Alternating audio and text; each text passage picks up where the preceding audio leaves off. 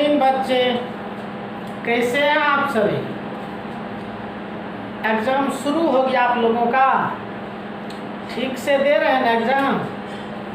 सब लोग अच्छी तरह से परीक्षा देंगे, ठीक है। तो चलिए आज हम लोग एक नए यूनिट को शुरू करने जा रहे हैं। वो फिजिकल का यूनिट है आपका चौथा यूनिट। तो यूनिट 4 को शुरू करते हैं। तो लिखेंगे यूनिट 4 होगा।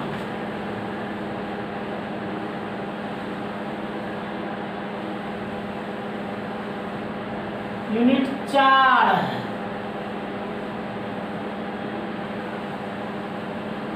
मार्क्स 5 है।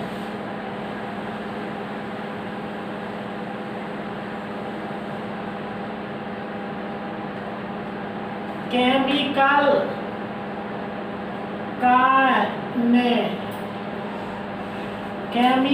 काइनेटिक्स।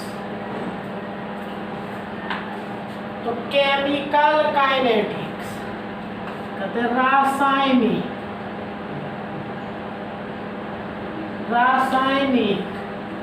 बल गतिकी। तो केमिकल काइनेटिक्स रासायनिक बल गतिकी। तो यूनिट 4 है, मार्क्स 5 है, केमिकल काइनेटिक्स है, रासायनिक बल गतिकी। तो चलिए इसमें टॉपिक हम लोग पढ़ते हैं एक्टिव मास।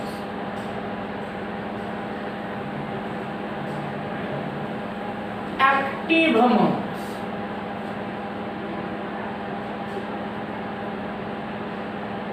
Active mass. तो जानिए इसी एक्टिव मास को कहते हैं मोलर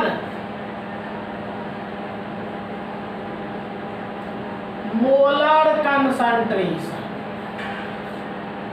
इसी को कहते हैं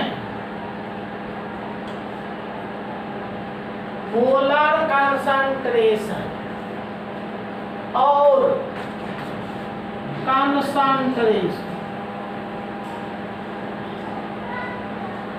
एक्टिव मास को ही कहते हैं मोलर कंसंट्रेशन और कंसंट्रेशन और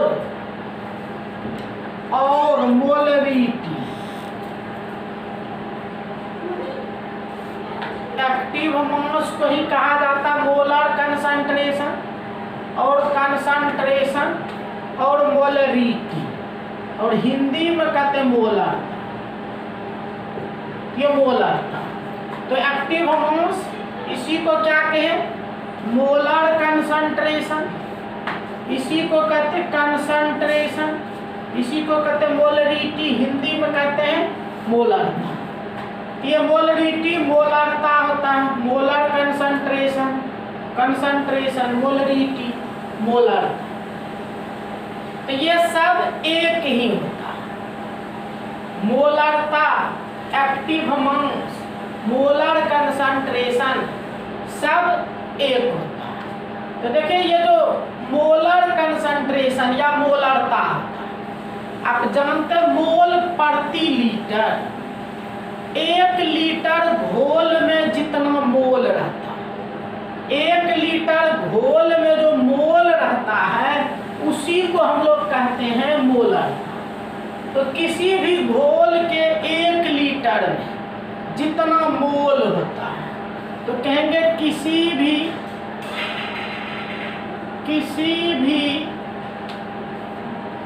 घोल के 1 लीटर में जितना मोल रहता है उसे ही मोलरता कहते हैं। उसी को हम लोग मोलरता कहते हैं। तो 1 लीटर में मोल की संख्या जो होती है उसी को मोलरता कहते हैं। तो इसका या सांद्र का इसका या समंदरण का मात्रक मोल प्रति लीटर, मोल प्रति लीटर या मोल प्रति लीटर होता है। इसका मात्रक हो गया मोल प्रति लीटर। तो मोल प्रति लीटर इस समंदरण का मात्रक। और इसको व्यक्त करने के लिए हम लोग बड़ी कोश का व्यवहार करते हैं या सी का व्यवहार करते हैं। तो एक्टिव मास को व्यक्त करने के लिए, एक्टिव मास को व्यक्त करने के लिए बड़ी कोष्ठ या सी का उपयोग होता है। तो बड़ी कोष्ठ या सी का उपयोग होता है। जैसे देखिए बड़ी कोष्ठ में ये लिखा हुआ, इसको पढ़ेंगे, इसको पढ़ेंगे एक्टिव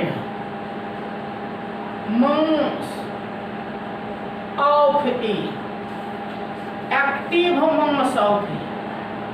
जैसे देखिए ये है, इसको पढ़ेंगे एक्टिव मास ऑफ H2SO2। तो इस तरह से देखिए एक्टिव मास हम लोग बोलते हैं। तो एक्टिव मास को लिखने के लिए हम लोग बड़ी कोष्ठ का उपयोग करते हैं। बड़ी कोष्ठ का उपयोग करते हैं एक्टिव मास को व्यक्त करने। उसके बाद देखो ये जो एक्टिव मास है, मोलर, अभी क्या बता, मोल पर लीटर, मोल पर लीटर। तो अगर हम मान लें भी लीटर में एन मोल है, तो भी लीटर में एन मोल है, तो 1 लीटर में हो जाएगा एन बाय भी। तो भी लीटर में एन मोल है, तो 1 लीटर में हो जाएगा एन बाय भी। तो एन बाय भी देखिए मोलरता का सूत्र हो जाएगा। तो चूंकि 1 लीटर में हम लोग के मोल, तो भी लीटर में एन मोल, इसीलिए देखिए मोलरता एक्टिव मास, एक्टिव मास और मोलरिटी, एक्टिव मास और मोलरिटी हम लोग कहेंगे एन बाय भी।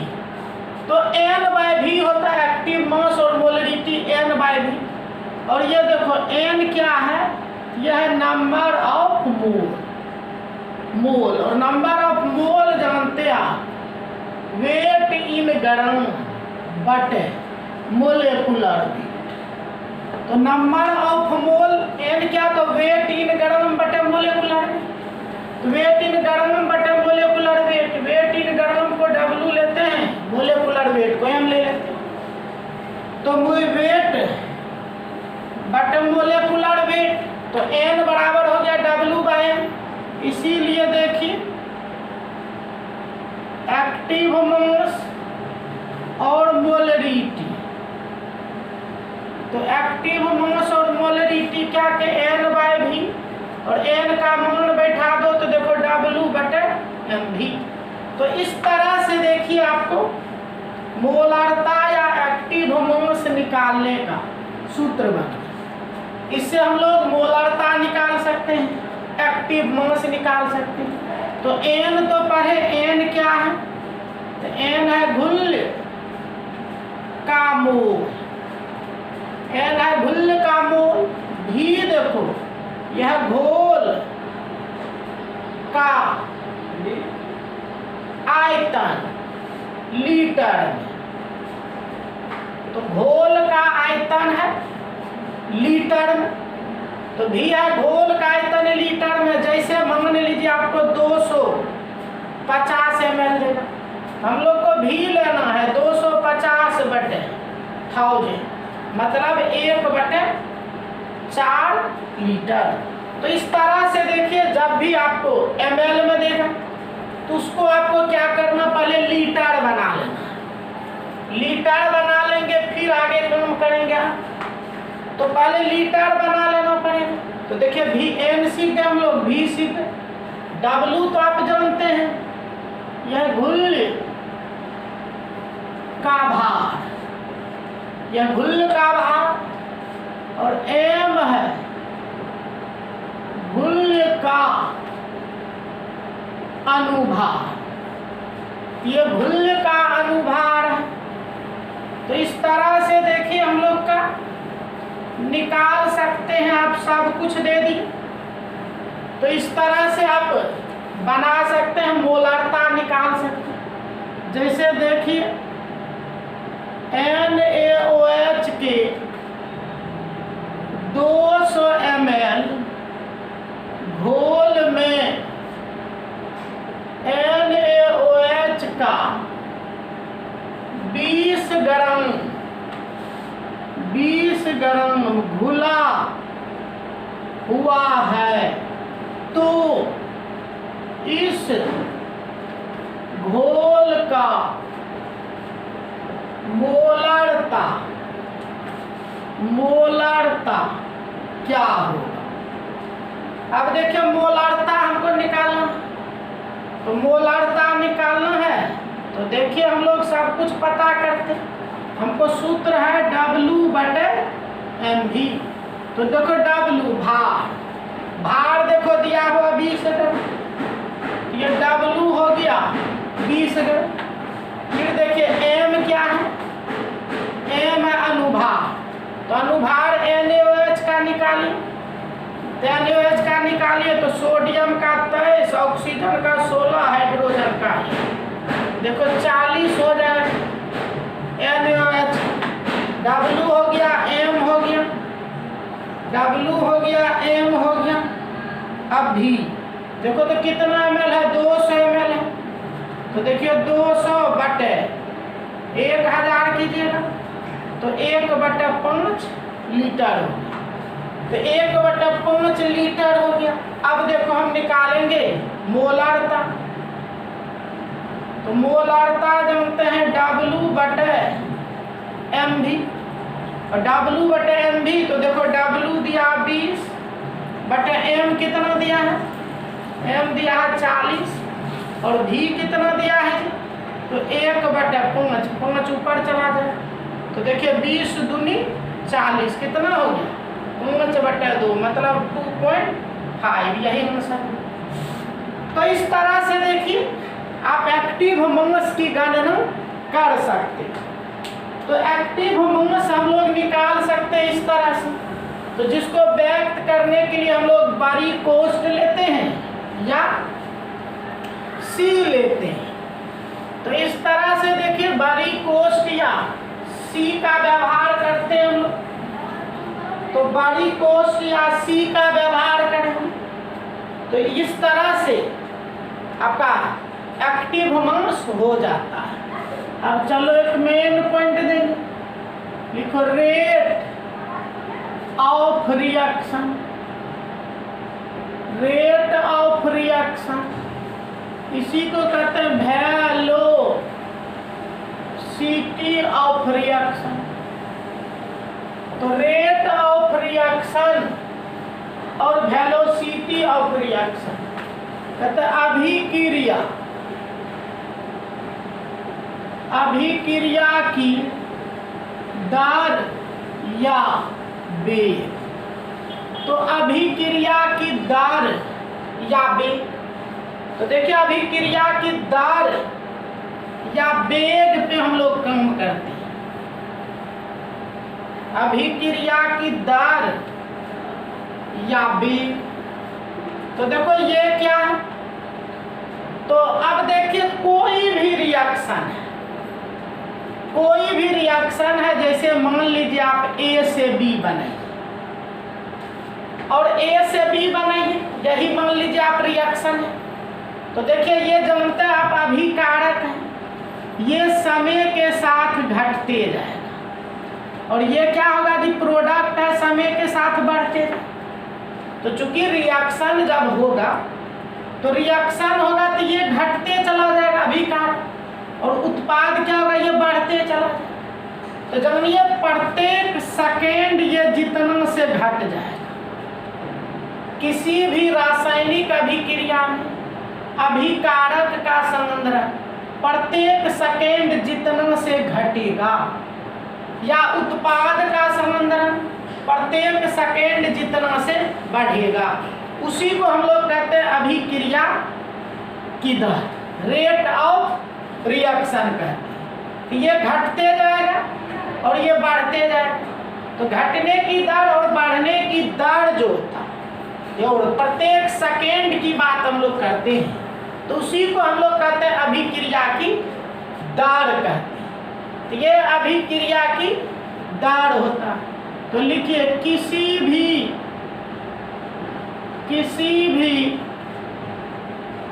रासायनिक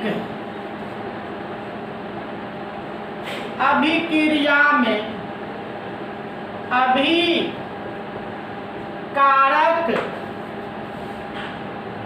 का सांद्रण प्रत्येक सेकेंड जितना से घट जाता है, या उत्पाद का संबंधन प्रत्येक सेकेंड जितना से बढ़ जाता है, उसे ही रेट ऑफ रिएक्शन कहते हैं। तो देखिए संबंधन प्रत्येक सेकेंड जितना से घट जाएगा अभिकारक का, और उत्पाद का संबंधन प्रत्येक सेकेंड जितना से बढ़ जाए, उसी को हम लोग कहते हैं अभिक्रिया की दर कहते हैं। ये अभिक्रिया की दर हो कि प्रत्येक सेकेंड जितना से घट जाए या प्रत्येक सेकेंड जितना से बढ़ जाए, तो उसी को हम लोग रेट ऑफ रिएक्शन कहते हैं। तो मान लीजिए एक अभिक्रिया है, मान लीजिए वो अभिक्रिया आपका 10 मिनट तक चला, और 10 मिनट तक चला, तो 10 मिनट तक चला तो देखिए किसी खास समय पर अभिक्रिया का जो वेग होता है, किसी खास समय पर, जैसे मान लीजिए 10 मिनट तक चला, तो 8वां मिनट पर अभिक्रिया का वेग हो, तो किसी खास समय पर जो अभिक्रिया का वेग होता है उसको हम लोग कहते हैं तात्क्षणिक वेग, तात्क्षणिक वेग। लेकिन किसी टाइम इंटरवल में, एक समय अंतराल में जो वेग होगा तो उसको कहते हैं हम लोग औसत वेग। तो दो वेग है, तात्क्षणिक वेग, औसत वेग। तो तात्क्षणिक होगा किसी खास समय पर, औसत वेग एक निश्चित समय के अंतराल में होगा। तो किसी निश्चित समय के अंतराल में जब होता है तो उसको हम लोग कहते हैं औसत वेग, और किसी खास समय पर जब होता है तो उसको कहते हैं तात्क्षणिक वेग। तो लिखिएगा किसी भी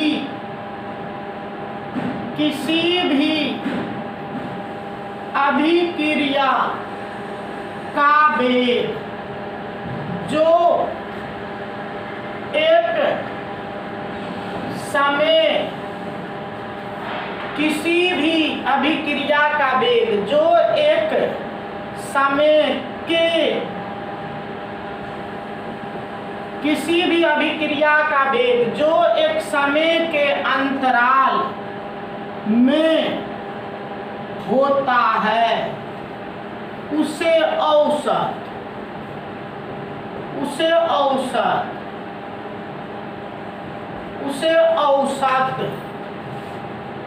वेग कहते हैं। उसे औसत वेग कहते हैं, जिसे RAV के द्वारा व्यक्त किया जाता है। RAV के द्वारा व्यक्त किया जाता है। तो औसत वेग को हम लोग RAV हुआ एवरेज से व्यक्त करते हैं। तो किसी भी अभिक्रिया का वेग जो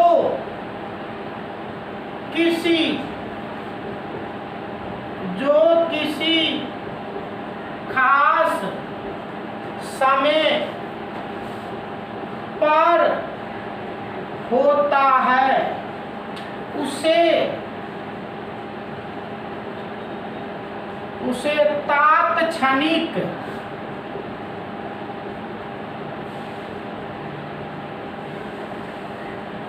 तात्क्षणिक इंस्टेंटेनियस वेग कहते हैं। इंस्टेंटेनियस वेग कहते हैं। इसे R इंस्टेंट के द्वारा व्यक्त करते हैं। R इंस्टेंट के द्वारा व्यक्त करते हैं।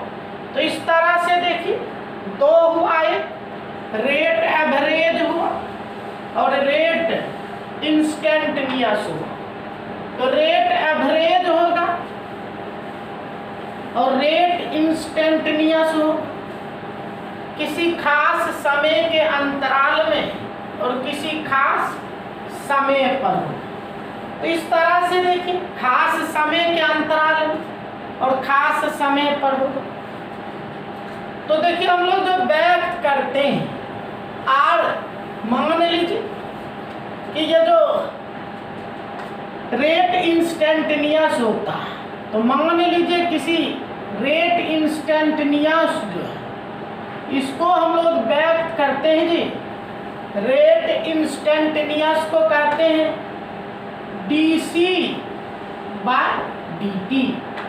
तो रेट इंस्टेंटेनियस हो गया dc/dt और रेट ये एवरेज जो है, रेट एवरेज जो है इसको कहते हैं डेल्टा c/डेल्टा t। तो इंस्टेंटेनियस हो गया dc/dt और रेट एवरेज हो गया डेल्टा c/डेल्टा t। अब देखिए ये ऊपर में संगंदरण है, अभी बता रहे थे संगंदरण का मात्रक होता मोल पर लीटर, और नीचे समय है